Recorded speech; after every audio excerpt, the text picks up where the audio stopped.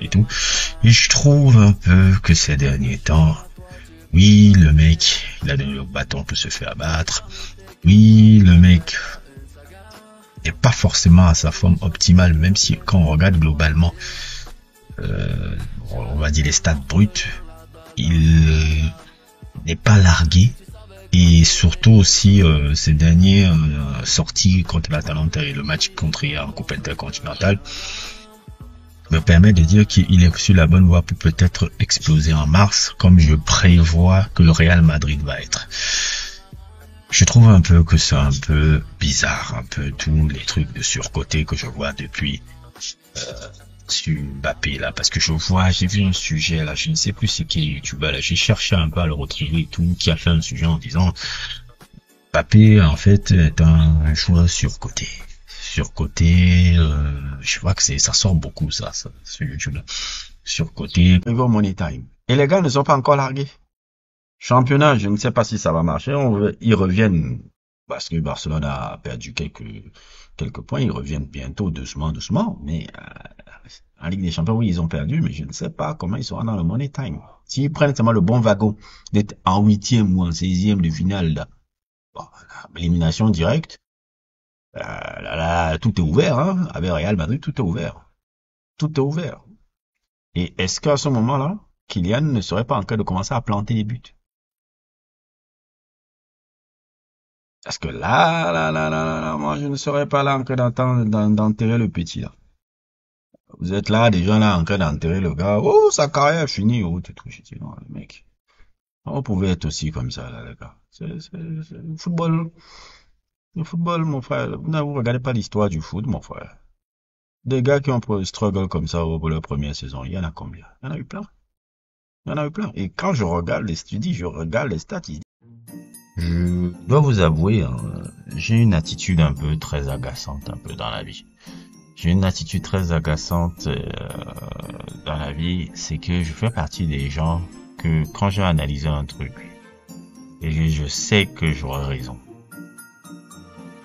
j'aime vous rappeler que j'avais raison. Bah, c'est très agaçant d'être comme ça. Très agaçant, ça énerve beaucoup les gens en général, mais c'est plus fort que moi.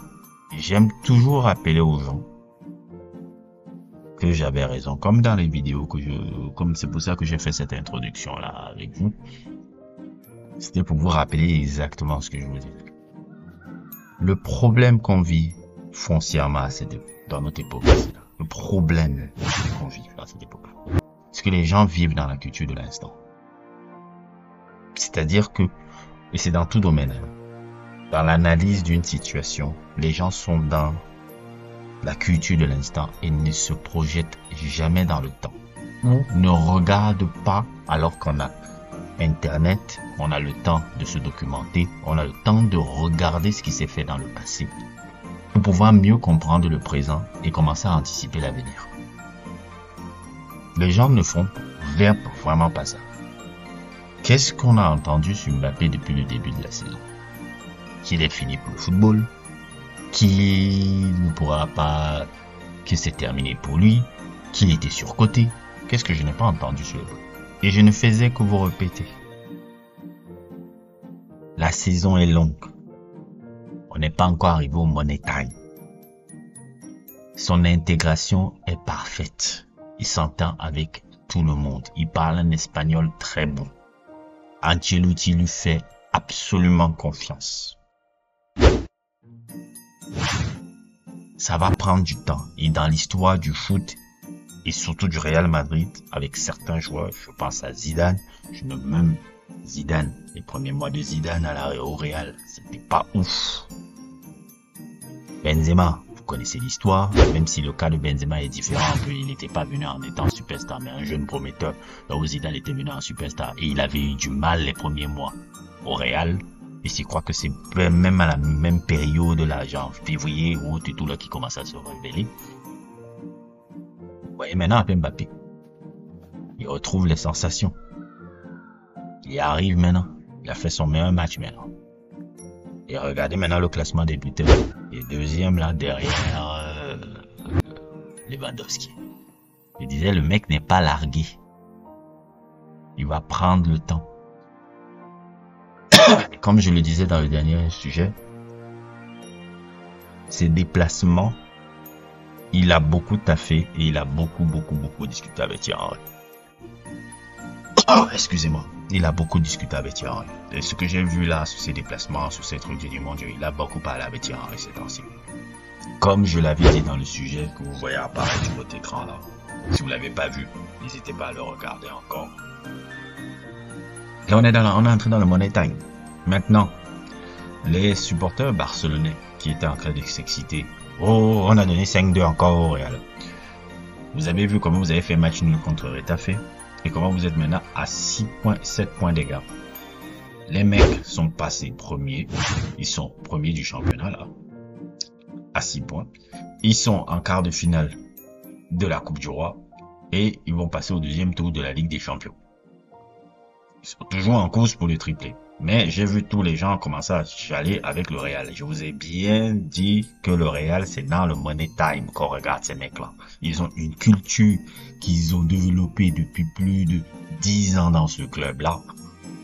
Qui fait que moi, je les attends en mars. Tant qu'ils ne sont pas largués, on ne dit rien. On ne s'excite pas comme j'ai vu les supporters barcelonais s'exciter là, en disant c'est fini.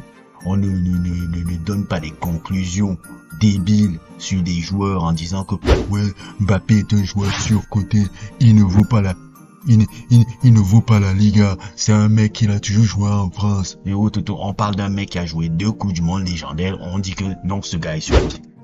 On parle d'un mec qui nous a fait une finale de dingue contre l'Argentine, il n'y a même pas 2 ans de cela, non, il est surcoté.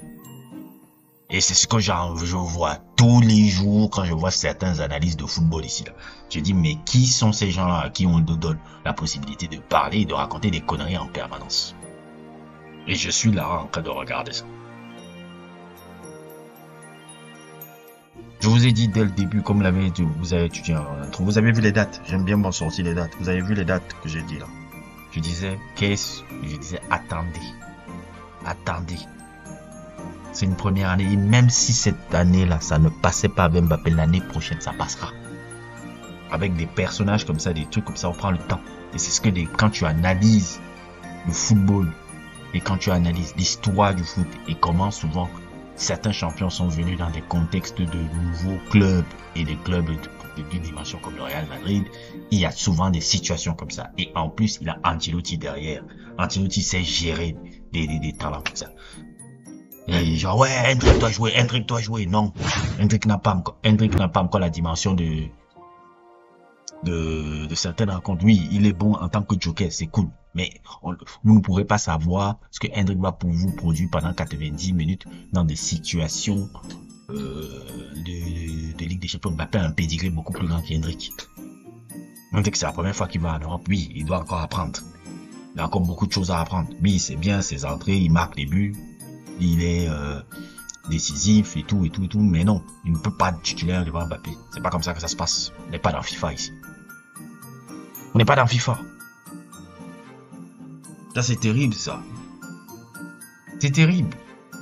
Mais tout le début de saison, j'entendais toutes les conneries, il est surcoté, des trucs, il est perdu pour le football. J'ai dit, mais c'est long. Après, maintenant, oui, il y a eu la période de dépression qu'il a eue, ce qui est normal par rapport à tout ce qui lui est arrivé. Il avait aussi des responsabilités, il avait sa part de responsabilité sur certaines choses, sur sa communication, sur certaines incartades qu'il a faites. Oui. Et moi, j'étais le premier à le dire. Et je dis, non, il faut qu'on remette le football au centre. Et je pense que ça a été fait. Quand je vois ce qu'on voit sur le joueur là, le football est revenu au centre. On ne voit plus trop des fusions médiatiques sur le personnage, des trucs un peu sponsoring à tout bout de champ. On a l'impression que le gamin est revenu sur l'essentiel. Le football. Je me demande pas si le papa est revenu un peu à côté de lui psychologiquement, un peu pour remettre un peu la maison au centre du village. Le sport de haut niveau, c'est psychologique. Voilà le Real. Ils sont premiers du championnat. On est presque on est au milieu de janvier. Le mois de février arrive gros comme une maison. Mars arrive. Alors là, on va rigoler. Je ne suis absolument pas fan du Real. Je ne suis absolument pas fan du de Barcelone. Je ne suis pas dans vos délires là. Je ne cesse de vous répéter ça. Je suis un simple observateur du truc. Et tous les gars que je vois s'exciter là, parce qu'ils voyaient Classico, je dis, à la fin de la journée, les mecs sont 3e du championnat. Et vous ne savez pas si vous allez finir juste avec cette super coupe d'Espagne. Mais bon. Jean-Jacques aime seulement parler. Voilà. À la fin de saison, les gars là, ils sont prêts à finir en boulet de canon. Moi, je dis, tant qu'ils ne sont pas largués, je vous ai répété ça, tant que le Real Madrid n'est pas largué en championnat et qu'ils sont toujours coude à coude, rien n'est terminé. Ils sont premiers du championnat. Après tout ce qu'ils ont, ils sont premiers du championnat. Et vous allez voir, comme pas les blagues, les gars vont peut-être ramasser le triplé. Je n'imaginais pas qu'en championnat, moi j'avais l'impression qu'en championnat, bon, j'ai quand même un peu, je dois aussi faire, si mon mea culpa. Moi je pensais qu'en championnat c'était mort, mais qu'en Ligue des Champions ils pourraient faire quelque chose encore. Je pensais qu'en championnat, bon, c'était mort, hein, que chaque fois qu'ils prennent des roustes contre les Barça, c'est souvent genre eux qui gagnent. Le Barcelone qui gagne le championnat, et je me disais qu'en championnat et autres et tout, mais Barcelone a fait des couacs.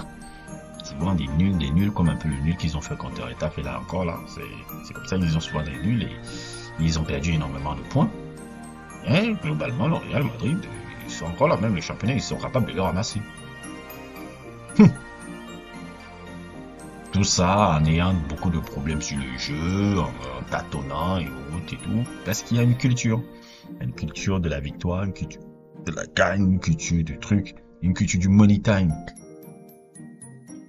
À la fin, vous allez voir comment ça va se passer. Je vous donne bien du plaisir. Et peut-être même, si on blague même, Kylian Mbappé peut finir meilleur buteur du championnat cette année. Alors qu'il aura commencé en étant en dents de scie. Ce serait très drôle ça. Donc les gars, moi c'est un peu un cri de cœur, un cri du cœur un peu. Essayez de prendre le temps avant d'analyser une situation et de faire sortir toujours des affirmations comme ça. Je pense qu'on a Internet maintenant et on peut se documenter un peu sur ce sport-là. On peut se documenter sur ce sport-là et comment les situations sont. Quand tu as regardé l'histoire de ce sport-là, il n'y a pas de magie. Vous allez dire que, mais comment il arrive à prévoir des choses comme ça. Non, il n'y a pas de magie. Tu regardes les situations, les mêmes causes créent les mêmes effets. Il y a toujours des situations particulières. Tu as déjà vu cette situation, donc tu anticipes un peu, tu dis non. Des joueurs qui ont struggle leur premier mois dans un grand club, quand ils ont changé de contexte, ça a existé. Maintenant, il faut voir dans quel contexte il entre. Mbappé n'est pas dans le contexte Anelka à l'époque qu'il est venu au Real Madrid où il était parti déjà d'une très mauvaise, bon, pas d'une mauvaise manière, mais l'intégration n'était pas là. Les joueurs espagnols ne voulaient pas l'intégrer. Il y avait beaucoup de clash par rapport à lui et tout. C'était pas la même chose. Et Anelka qui s'est renversé, c'est pas les mêmes codes. C'est pas le même contexte. Quand tu vois comment Mbappé, dès le départ, vient, il parle espagnol déjà. Tu vois déjà que en 2021-2022, il était déjà en train de passer des vacances avec Vinicius à Miami. Ça veut dire que les boys se parlent depuis avant qu'il ne vienne. Oui, tu viens qu'au Real, tu viens qu'au Real, tu viens qu'au Real. C'est dans la tête qu'il doit être là depuis peut-être 2 ans. Et Ancelotti parle au gamin, voilà comment on va te faire. Tu vas prendre tout le temps, on va prendre le temps avec toi. Ça va pas être facile les premiers mois, mais on va prendre le temps. Et c'est ce qui est arrivé. Voilà le résultat. Et quand tu as un maître de la psychologie sportive, qu'est Ancelotti, vous pensez vraiment que Mbappé va pas réussir au Real Madrid? Ça c'est vraiment débile ce que j'ai entendu depuis là. Les gens qui disaient que Mbappé ne peut pas, c'est mort. Mais comment on peut faire un truc sur 5-6 mois déjà donné en disant que non, le mec là ne pourra pas réussir et qu'il est surcoté. Non les gars. Non les gars. C'est abusé. C'est abusé. Abusé, c'est un truc d'analyse du football C'est-à-dire, on réagit à la minute près, sans prendre du recul. Ah non. Maintenant, vous avez l'air bien malade. Le Real est là. Le Real Madrid est là. Ils sont toujours bien placés. Ils sont en premier du championnat. Quart de finale, ils vont peut-être ramasser un triplé cette année. Ils ont gagné même déjà 2 titres. Ils ont gagné la Super Coupe, ils ont gagné la Coupe Intercontinentale cette saison. Ils risquent peut-être encore, ramasser encore des gros titres encore cette saison. Tout ça cadeau. Bref, je dis ça, je dis rien. N'hésitez pas à liker, n'hésitez pas à vous abonner. Et à plus pour d'autres aventures.